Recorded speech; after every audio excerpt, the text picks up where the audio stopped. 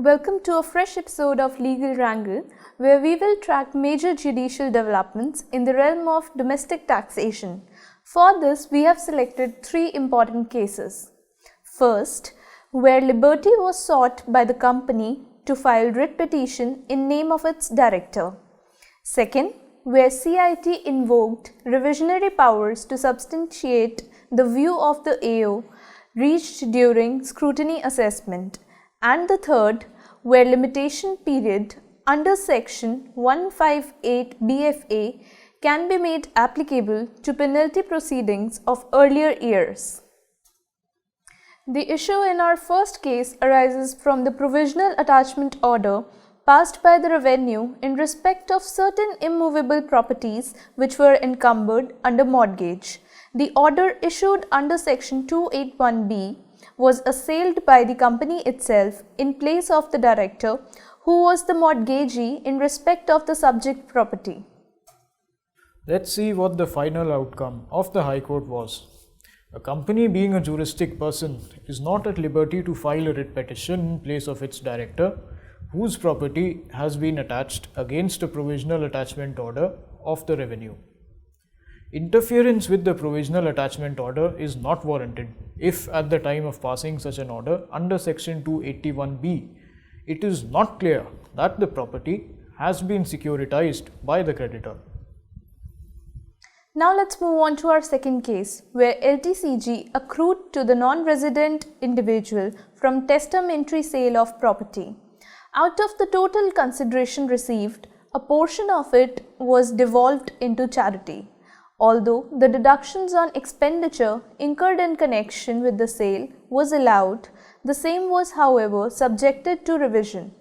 The CIT then directed the AO to disallow the portion of capital gains paid to numbers of charitable trusts and expenditure incurred that was earlier allowed. Let's see what the final outcome of the High Court was. The CIT is not vested with the powers to hold a roving inquiry by virtue of section 263 in order to substitute the view of the assessing officer reached during the scrutiny assessment.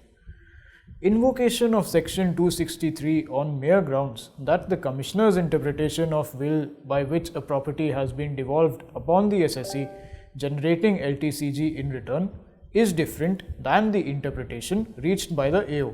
Is perversity in law. Now let's move to our last case, where the revenue conducted a search in the premises of assessee. On the same date, there was a survey in the premises of one Messrs. Elegant Constructions and Interiors Limited, which constructed and decorated the house of the assessee. The survey revealed that the assessee had engaged the contractor for construction of the house. At the same time, the survey also led to unearthing of the fact that the assessee had paid Messrs. ECIL in cash, which was not accounted for. The AO completed the block assessment and held that the amount was liable to tax as undisclosed income of the block period in addition to undisclosed investment made in two immovable properties. Penalty proceeding was initiated separately under section 158 BFA, subsection 2, by issuing a notice on the same day. This notice was intimation for continuation of earlier penalty notice. The instant petition was therefore on the pivotal ground that the recent penalty order in continuation of previous notice was time barred. Now let's see what the High Court has finally decided.